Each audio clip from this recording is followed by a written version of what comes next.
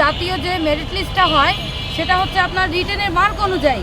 তা আমরা তো রিটেনে পাস করে এসেছি, তাহলে এনটিআরসিতে কিন্তু আগে ভাইবার কোনো নিয়ম ছিল না।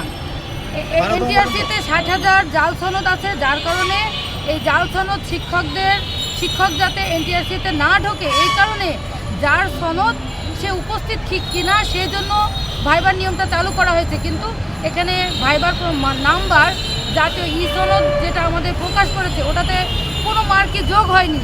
তাহলে আমাদের সনদ দিতে চেয়ারম্যান স্যারের সমস্যা কোথায়?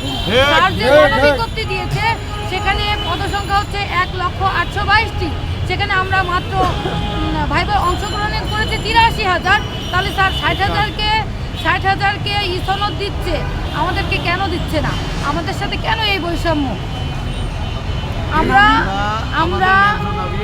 আমরা হচ্ছে আপনার যদি স্যার আমাদেরকে 83,000কেও নিয়োগ দেয়, তারপরে তো তার পদসংখ্যা প্রায় 18,000 মতো বাকি থেকে যাচ্ছে। তাহলে স্যার আমাদের সনদ দিচ্ছে না কেন? স্যার কেন পালাই বেড়াচ্ছে? স্যার 4 জুন রেজাল্ট পাবলিশ করার পর থেকে সে এনটিআরসি ভবনে নাই। আমাদেরকে এই এডিসি মাসুদ, তারপর DC Masud sir, ADC Mamun বিভিন্নভাবে আমার প্রতিনিধি নিয়ে যাচ্ছে, 3 ঘন্টা 4 ঘন্টা বসায় রেখে দিচ্ছে।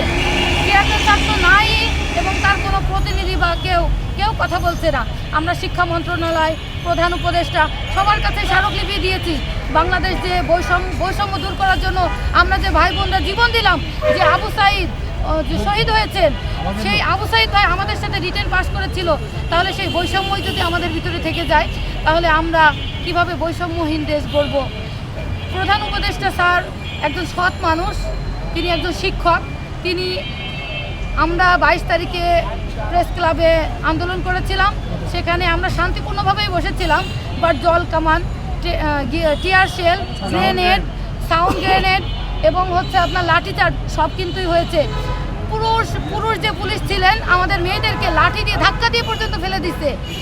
এডিসি মাসুদ স্যার, আমার কিন্তু বলতে কোনো ভয় নেই, স্যার নিজে আমাদের মেয়েদেরকে ধাক্কা দিয়েছে। এবং একটা বাঘ যেমন শিকার করে, এডিসি মামুন কিন্তু ওইভাবে আমাদের ভাইদের জামা কাপড় ছিঁড়ে নিয়েছে। আমি বলতে চাই যে এই যে প্রশাসন ব্যবস্থা, এটা তো নাগরিকদের আপনার নিরাপত্তার জন্য। তা ওনারা যদি ওদেরই সেফটি দেয়, তাহলে আমরা কোথায় যাব? এনটিআরসি চুরি করেছে, সেই এনটিআরসিকে ওনারা পাহারা দিচ্ছে। ওনারা যে চেয়ারম্যান স্যারকে বলবে যে এতটা অন্যায় করলেন, বৈষম্য করলেন। এই যে মনে হয় 2 দিন আগে সমকাল পত্রিকায় আমাদের প্রত্যেকটা নিউজ ছাপা হয়েছে, মানুষ যে বলবে যে আপনি যে অন্যায় করেছেন এর বিচার এর শুরু হয় একটা করেন। যদি শিক্ষা মন্ত্রণালয়, প্রধান উপদেষ্টা ওনাকে বলে যে আপনার নামে এত অভিযোগ কেন, আপনি কেন এটা করেছেন, সে অবশ্যই কিন্তু আর সামনে আসবে। অবশ্যই আমি মনে করি ব্যক্তিগতভাবে উপর মহল তাকে অবশ্যই প্রশ্রয় দিচ্ছে, যার কারণে সে কিন্তু গা ঢাকা দিয়েছে। তাহলে সে একজন সরকারি কর্মকর্তা, সে অফিস না করে কিভাবে থাকে? আমরা এই যে বোনেরা ভাইয়েরা আছি, আমাদের বোনেরা আছে, দেখেন ছোট ছোট বাচ্চা নিয়ে এসেছে। আমি নিজে আমার ছোট বাচ্চাকে রেখে এসেছি। আজকে 15 তারিখ থেকে আমি এই ঢাকা শহরে, আমি এর বাসায় তার বাসায় এভাবে সেভাবে থাকছি। আমার বাচ্চা, ছোট বাচ্চা।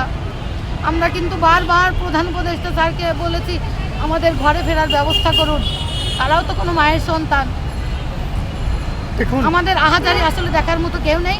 আমরা বৈষম্যের দেশেই আছি, এখানে বৈষম্য দূর করার মতো কেউ নেই।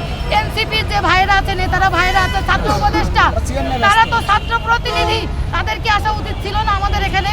যে কি বৈষম্য হয়েছে, আমরা বারবার বৈষম্যের কথা বলছি, তারা কেন আসছে না? আমরা তাদের দ্বারস্থ হয়েছি, কিন্তু তারা কেউ কিন্তু আমাদের আহাজারি দেখতে কিন্তু কেউ আসেনি। এজন্য আমি সম্মান দিয়ে রিকোয়েস্ট করতে যাচ্ছি যে যেহেতু হাইকোর্ট আমাদেরকে রায় দিয়েছে যে আমাদের সনদ দেওয়ার, উনি যেন আল্লাহ ওনাকে হেদায়েত দান করুক এবং উনি আমাদের সনদ দিতে রাজি হয়ে যান। কারণ আমি একটা কথাই বলবো যে আমরা যদি বিচার করতে না পারি, প্রাকৃতিক একটা রিভেঞ্জ আছে, উপরওয়ালা সময় মতো বিচার করে দেবে। একটাই দেবে, আমরা সনদ চাই।